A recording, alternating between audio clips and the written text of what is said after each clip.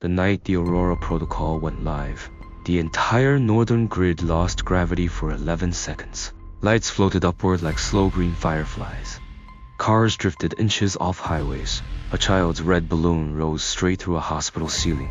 Then everything slammed back down hard. In the glass house cantilevered over the Pacific outside Big Sur, Julian Knox watched the sky burn green and knew exactly who had flipped the switch. He had built Aurora to weaponize the ionosphere. She had walked out with the master key 3 years ago, after he chose funding over her warnings. The front door opened without a knock. Leora Vale stood in the frame, barefoot on wet cedar, wearing a black dive skin still dripping from the cold Pacific. In her right hand, she held a single, iridium satellite, the size of a grapefruit, its solar panels folded like a dead bird. She had torn it from orbit with her own re-entry capsule an hour earlier.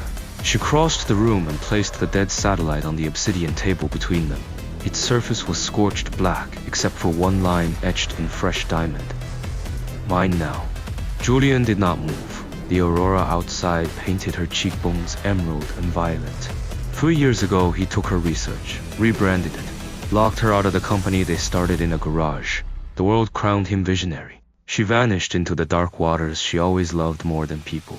Now she had just demonstrated she could turn the planet's magnetic field into a toy.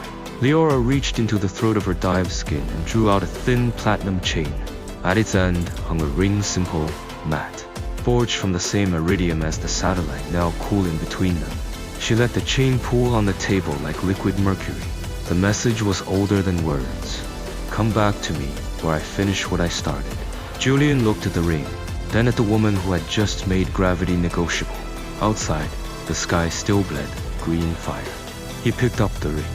It was warm from her skin and impossibly light, as if it had already forgotten Earth. He slid it on. The Aurora dimmed at once, obedient. Leora stepped forward until the cold from the ocean radiated off her like moonlight. She did not smile. She simply rested her forehead against his and let the years collapse. 11 seconds had been enough to unmake the world.